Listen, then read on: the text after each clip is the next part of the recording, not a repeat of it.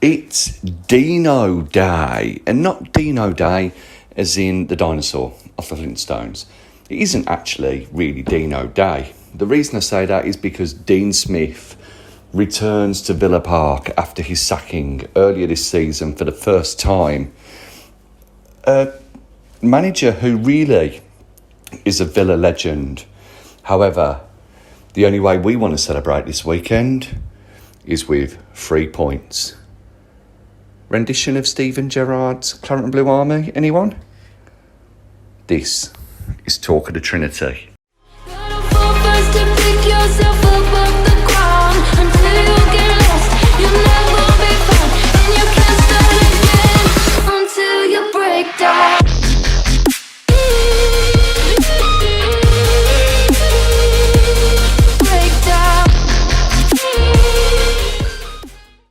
Hello and welcome to this live action edition of Talk of the Trinity podcast. I am Baz Barrett.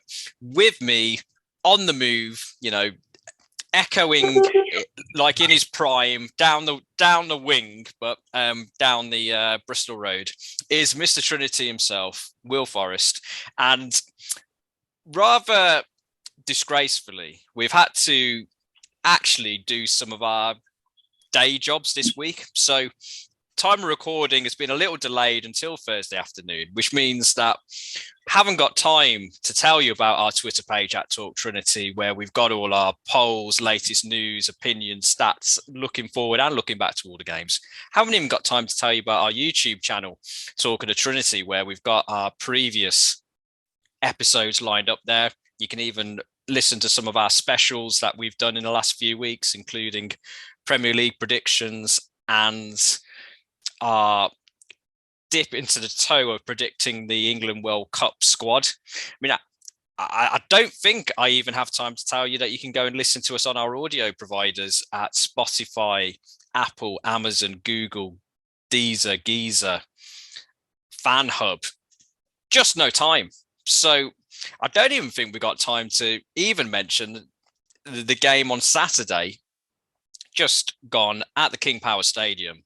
Leicester 0, Villa 0, which, to be honest, works out pretty well that we haven't really got much time to talk about it, because there isn't really much to talk about in terms of the action on the field. It was a 0-0 draw, probably summed up best by the fact that, of course, it was going to be a draw because Mr. Trinity predicted a Villa win and I predicted a Villa loss. So, of course, a draw.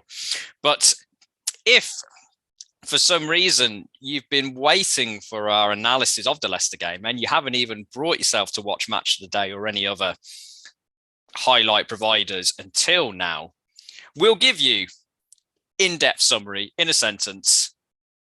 Good to get a clean sheet. Tyrone Mings played quite well. Brendan Rodgers said he was tired. I don't know if you've got more insightful analysis to add to that, Will, but it was very much a game whereby only its mother could love.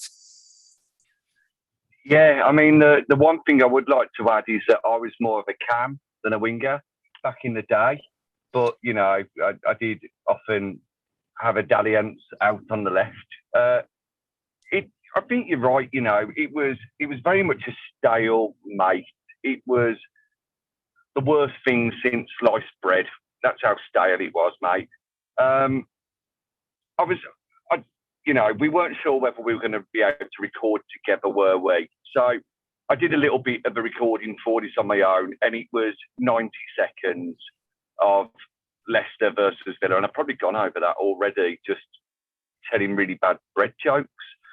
But the one thing I took from it is that we had a few chances. Watkins did quite well. We kept a clean sheet, which is great. But when you look at it overall, which team had the better chances? Do you think, Baz, that it was us because we actually managed to create a couple of things in open play? Or was it Leicester City with their set pieces? I'd say in terms of creating chances, it would be us if you're looking at it in terms of open play, because at least in theory, there's been some sort of tactical plan in order to maneuver your way past the opposition to get into the spaces and opportunities in the final third of the field to create those chances, whereby for set pieces, you might practice the actual set piece, free kick corner, but you are relying upon, especially free kicks, being in a position whereby the opposition are kicking you. So it's a little less of an achievement, I would say, to play for set pieces, although no doubt Sam Allardyce and other managers of the past may disagree with me. But I thought we had the better chances. I mean, in terms of, I suppose, to use your bread analogy, it is a little different between, when you got that bread, it's stale, it's firm, but hasn't got any mold on it. So you can use it in the toaster and, it's still all right. As opposed to the bread, which has got the mold on it, where at that stage, you're like, do I cut it off, or do I just quit, cut my losses and have a bowl of cereal instead? So I think that was mainly the difference in the chances. I mean, you kind of, the phrase is scraping the barrel, but I suppose you're scraping the mold maybe in that. But positive, clean sheet. And you got to have something to build on, because, we've talked previously about the defence looking a little suspect on occasion. And, we talked about the makeup and how that is going to be affected, if at all, in the summer. So I think it was a needed performance in terms of just getting some confidence back into the rear guard. And then hopefully that will translate itself. You get the base, and then the attacking situations will hopefully follow. Although what I would say is, I saw the Twitter poll before the game saying McGinn shouldn't be in the team. I thought he played quite well, but then I would say that because I'm biased. But even despite the bias, he played quite well. And Danny Ings did as well. I thought he did a lovely job sitting on the bench, keeping everybody company. And that's why we shouldn't be sending him to Newcastle in the summer. To be fair, keeping the morale up is underrated. You do need somebody, to keep that banter going, especially when it's a pretty dull game. You don't want people like wandering off. So, yeah, well done to Danny Ings. True man of the match performance there. Talking about the bench, though, and this is something else I pondered. Leon Bailey started the game, played the game, he started at least. My memory's gone because it was that boring, really. Yeah, but he was there. He started the match because he's trained well. Gerrard highlighted he'd been training really well. He deserved to start, and because he's been training so well, he wanted to reward him at the expense of Danny Ings, going back to that 4-3-2-1. I don't mind that. I don't mind going to the 4-3-2-1. I think, especially if that's what the formation will be next year, I'd prefer to see Buendia there. He's done more in matches, I think, and this may sound wrong because I'm not a professional player, but it's easier to train than it is to play in matches, because you're playing against people in training. You start to think, well, that they're weaker on the left foot. I know I can skin them. I know I can do this. Whereas in Premier League matches, despite all the analysis, you may not quite know exactly what to expect. You can hope for the best. So getting back to my original point, Bailey played because he has been doing well in training. We've been hearing for the last couple of months how well Morgan Sanson's been doing in training. Where's his start or run in the first team? Are McGinn and JJ just indispensable? Are they Gerrard's golden boys? Or will we see Sanson get a start, do you think? Well, Sanson, was he injured on Saturday? Is why he didn't even make the squad. I mean, we had O'Reilly on the bench along with Tiny Tim, as he's probably not called by anybody. But yeah, generally speaking, going back the last couple of months. Yeah, the last couple of months rather than this game. I think you do need to give people the motivation who aren't in the team of, if you impress the manager in training, there is a pathway into the team for you. So yeah, there needs to be some consistency. If you're going to do it for one, do it for the other. It is a tricky one for Sanson in terms of what you may call the midfield three. You mentioned McGinn in Ramsey. You would say, although our Twitter poll disagrees from time to time, you'd say they're pretty much first choice unless really go off a cliff in terms of form or injured. And, we could have a debate about how well McGuinness played, relatively speaking, but I don't think personally I'd put him on the falling off a cliff category. So then you're playing for that one place where Douglas Luiz has been largely playing for the last couple of months, and we all had a whole debate about him. If it ends up the situation whereby Douglas Luiz signs a new contract in the summer and Sanson leaves, then it's an easy narrative to say, well, Sanson, just wasn't quite good enough to break into that midfield, and that's why, regardless of how well he was doing in training, he wasn't going to play. But if we end up in a situation which I'd say is probably more likely at this stage, although I wouldn't say it's absolute or nailed on, but seems to be more likely the way the wind is blowing, that Douglas Luiz leaves and so does Sanson, then you're in that position whereby you're looking back and thinking, well, I wouldn't really have harmed too much to play Sanson for a few games. At least you would have had your answer in terms of that pressure situation of a game, the rough and tumble. And as you mentioned, different to training, different opponents, as you mentioned, you're not quite used to the way they play. I mean, there's only so much tape you can study to put you into the mindset for the real thing. It's always different once you cross over that white line.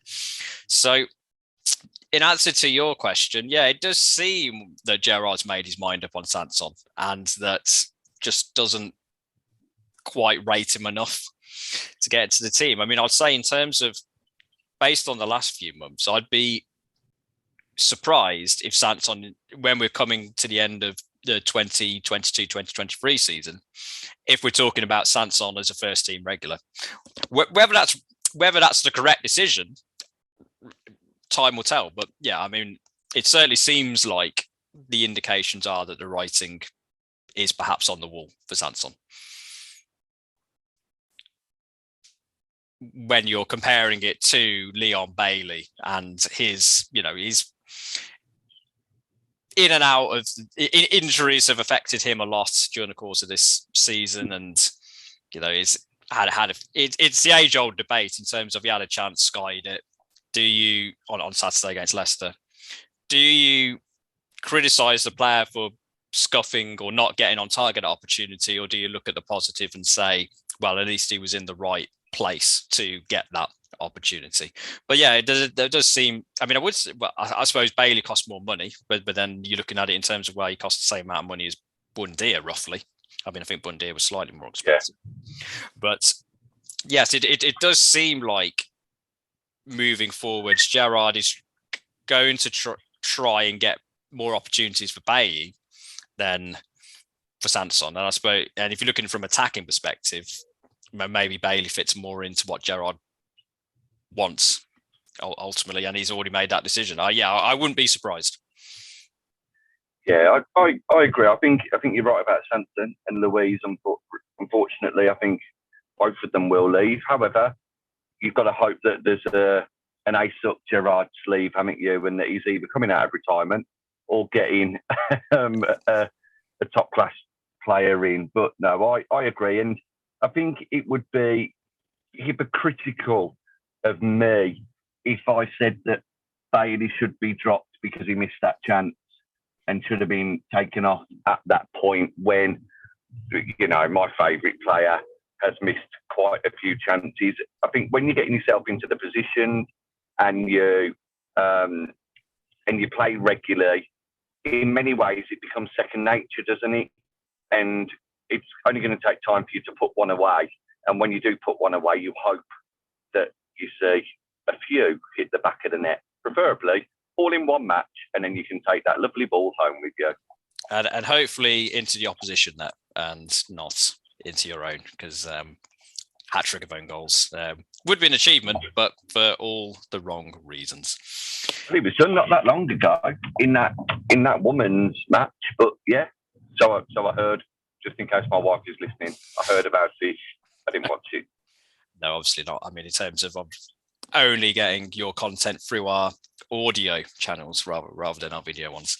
But speaking of achievements or potential achievements, a very tenuous segue to Saturday's game at Villa Park, 3 p.m.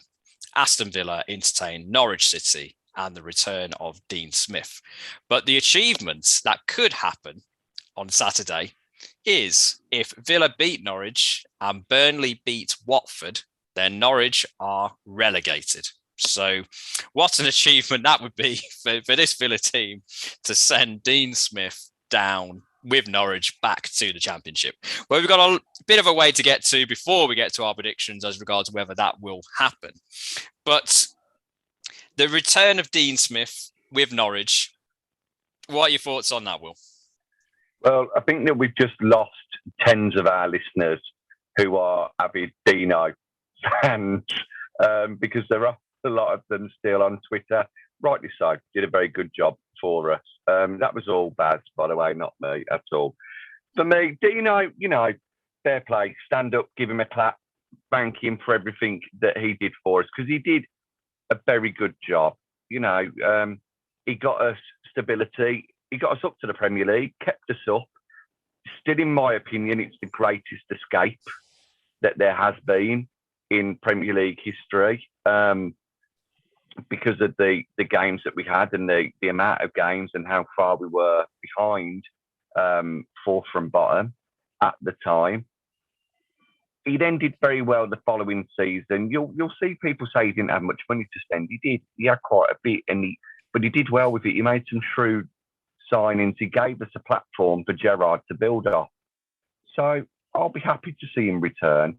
I'll be quite sad if we were the team to relegate Norwich because of Deano more, and that's the only reason. However, I hope we do. Obviously, I hope we do win. I hope we win. I hope Burnley lose, and then Norwich are mathematically down until the following week. How does that sound? Sound all right? Yeah, I mean, I'm personally, in terms of the Dean Smith, I'll be standing up, giving him a round of applause. I'll be there on Saturday, and yeah, it would be bittersweet if the results did go the way to send Norwich down, but we've got our own issues to deal with, as we've talked about on previous podcasts, to make sure that we get to our 40-point mark, just to calm the nerves that may be slightly jittering as the result of Burnley starting to pick up wins since their managerial departure of Sean Dyche. But looking at Norwich, in terms of last time out, 3-0 defeat at home to Newcastle, which does kind of have the hallmarks of a team knocking on the door. Although, interestingly enough, in terms of a stat, and maybe this is going to feed into our predictions about how Villa are going to do against Norwich. In the Premier League calendar year of 2022, unsurprisingly, Liverpool have got the most points during the course of that year. But Newcastle are second on that list, which blows my mind. They're demonstrating how terrible they were doing before they had a massive injection of money. But anyway, in terms of Norwich, I mean, in terms of you look at the starting 11 in that game, they've got names, names you've heard of, Tim Krul in goal, Pookie up front, Grant Hanley, Sam Byram, Rashika, Kieran Dowell. I mean, but Max Aarons. But yeah, the rest of McLean in centre midfield. It's not a team that you're going to watch for, kind of Brazilian style football, in terms of, even though they do play in the same colours. So if you squinted, you might potentially think you were watching Brazil. But a team who've comfortably the worst goal difference in the league with minus 47. in terms of that. One of the lowest goal scorers in the league. Won the least amount of games in the league. Time recording bottom.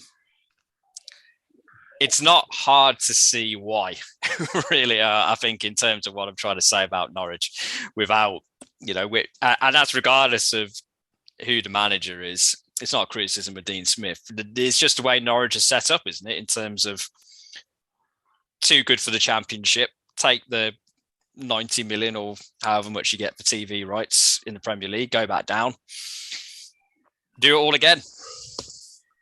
Yeah, they seem to be content with being a yo-yo team, don't they?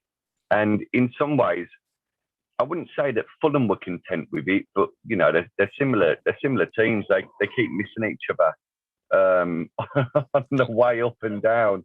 Norwich, you mentioned the players that they've got, and they've got some decent players there. And I wonder how many of those will get into our team. And I also think potentially, though, I don't think you mentioned him. Their best player is probably Billy Gilmore. In terms of if he's playing well, they should play well. They've changed their system recently, bringing Dowling on the wing, having Pookie up front on his own with 3 behind. How many of their players will get into our team? Well, with having 2 up front, Timo Pukki may do. He's done quite well this season. Apart from that, I don't really think there is anybody else, your summary of Norwich is spot on. Too good for the Championship, but not quite good enough for the Premier League. And you look at how we beat them earlier on this season, that very, very comfortable 2-0 win. I remember them having one chance, which was McLean, when he rushed it and put it wide. And of course, we were able to bring on Chukwuemeka, who sets up Watkins for his goal. Don't forget, JJ Ramsey scored that goal of the season contender for us as well. We shouldn't see Norwich as a problem. We shouldn't be thinking that they are going to be an easy walkover either. Though I'd be disappointed if we didn't end up on 40 points come the end of Saturday afternoon. Now, speaking of Villa, after briefly mentioning the Norwich lineup, how many Norwich players will get in the Villa team? Yeah, I would have had maybe Max Aarons perhaps at a push, but none of the others, I don't think. But speaking of the Villa team, we've touched a little bit about Saturday's formation and the players from last time out. Same shape for you? Or because it's Norwich at home and we're not too worried about being hit by their attacking prowess, do we switch it up to play 2 up front? Yes, 2 up front. And as you know, I like to contradict myself quite a bit. Bailey would be coming out for me and Ings would be returning. I think that when you've got teams like Norwich who ship in goals, as you quite rightly pointed out, you need to have really clinical players up front. And despite their lack of goals this season, both Ings and Watkins, I think you'd describe them as clinical finishers throughout their career, really.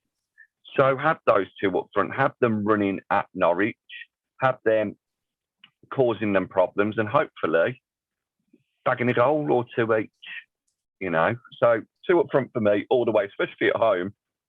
Go and be positive and have the 2 up top and have a majestic South American behind them.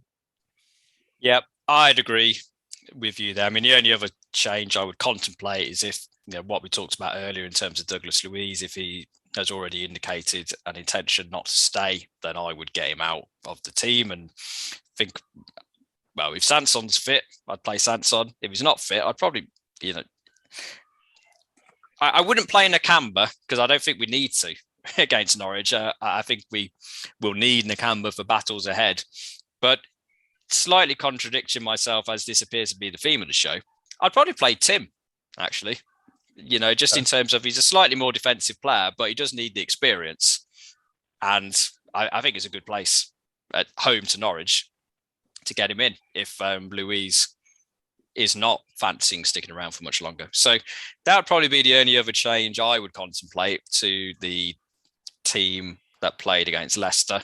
So with predicting 2 up front or hoping for 2 up front just to get goals. So in terms of your score prediction then, Will, another 0-0? Well, no.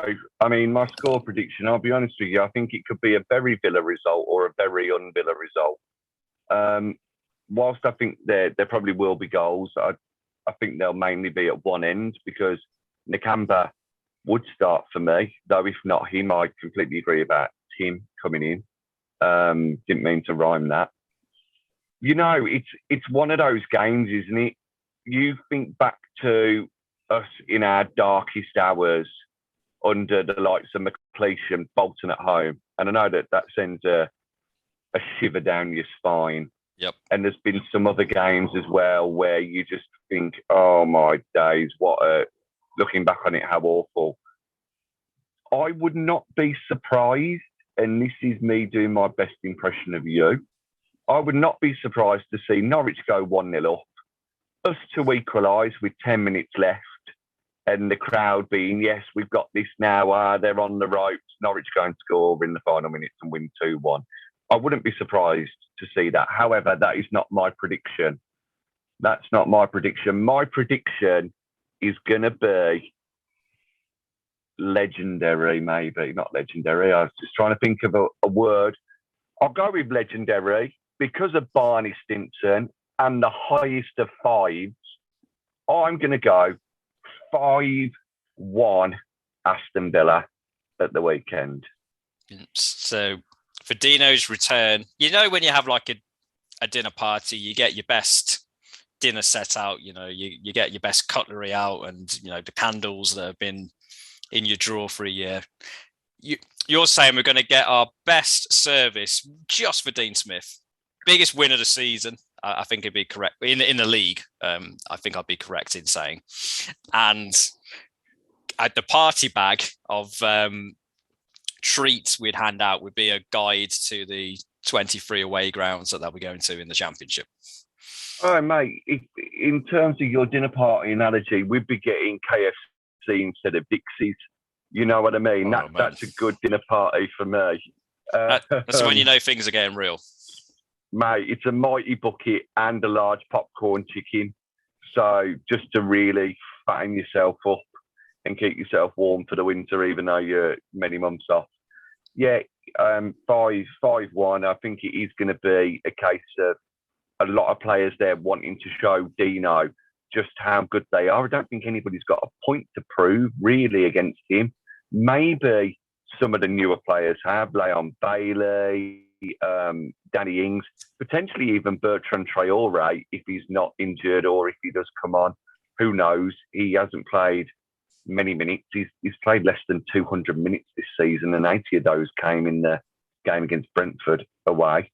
So yeah, I think we're going to have a point to prove.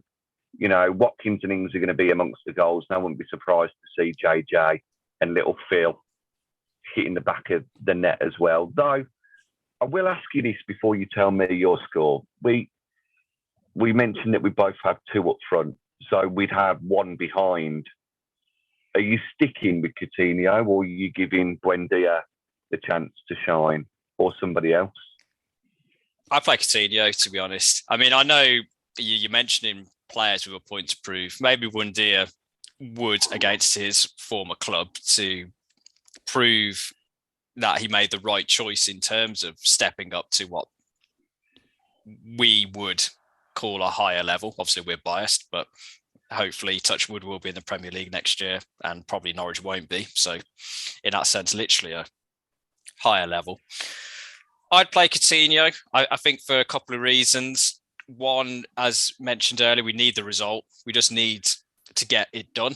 And, if we were playing 2 behind 1, which is a rejected Spice Girls song, they had to play around with that to get the final wording.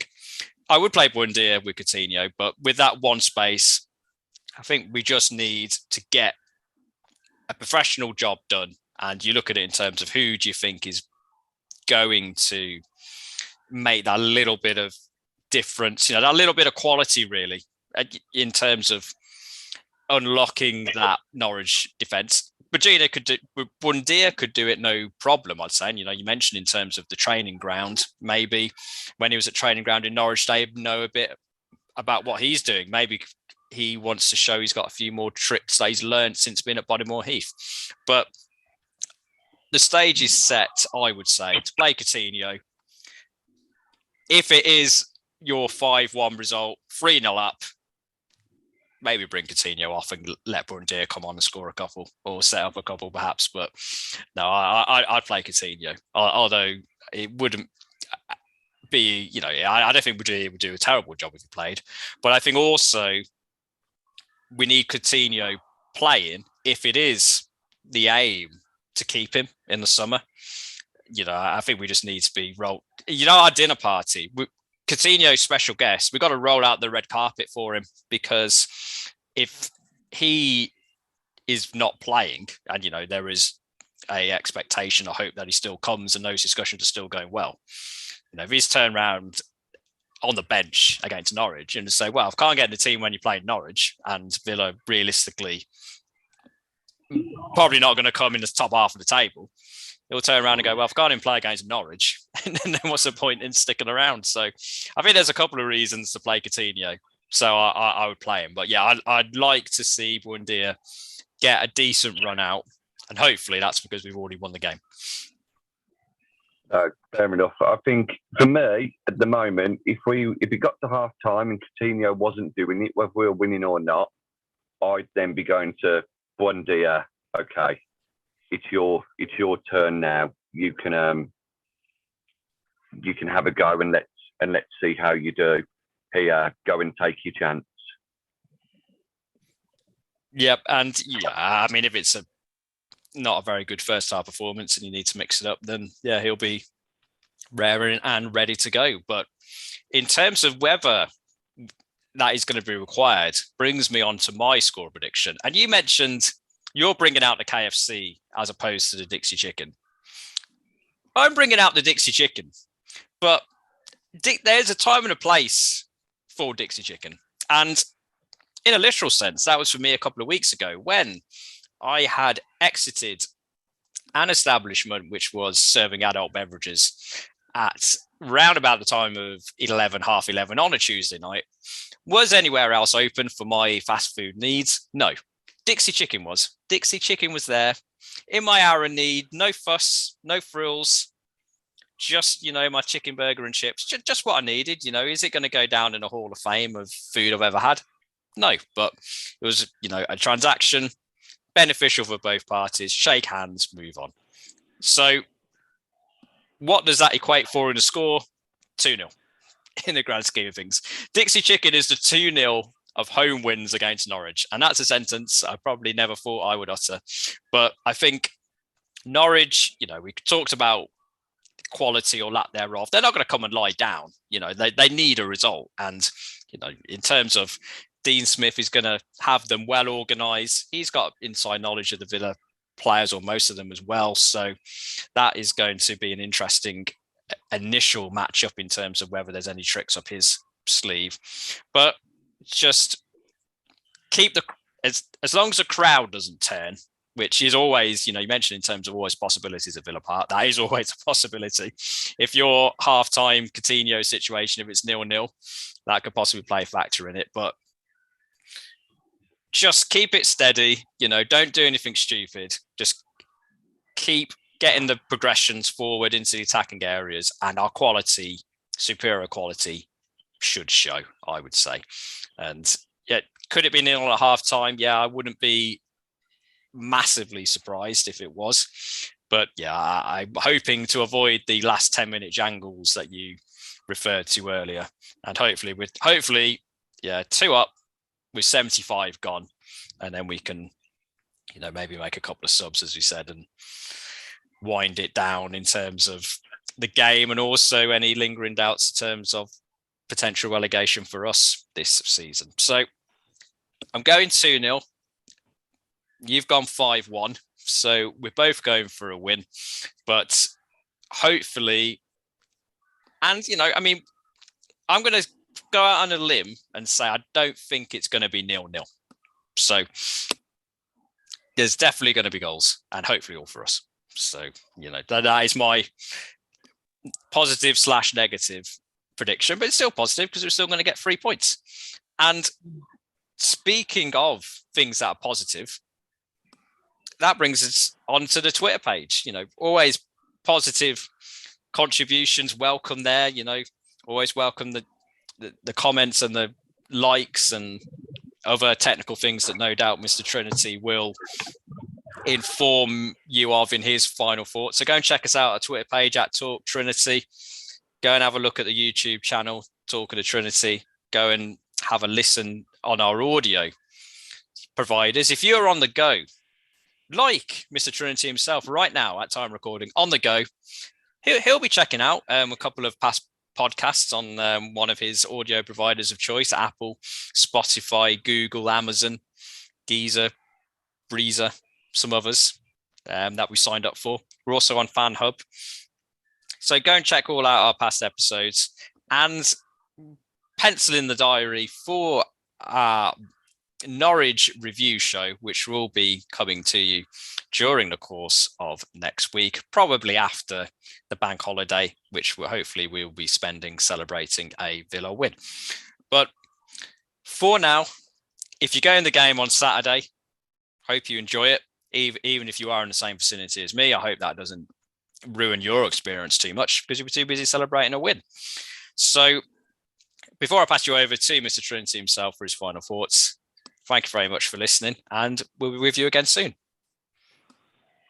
Apart from getting onto those audio providers, Spotify, Amazon, Google, Deezer, Geezer, not Sabrina Dave, if you know, and looking us up on YouTube and hitting that like button because you don't want to be in the 80% that don't subscribe, then go and seek out Baz at the match. Go and have a selfie with him. He loves smiling. He loves dabbing pictures. Have a selfie with him and say to him, Baz, we're going to win. I'm negatively positive too. But speaking of other things, you've made me hungry. Not just for the Villa. I'm hungry for some KFC. So until next time, cheers, Tar. Thank you very much. Let's hope for a finger-licking good performance. I'm Villa till I die. Up the Villa.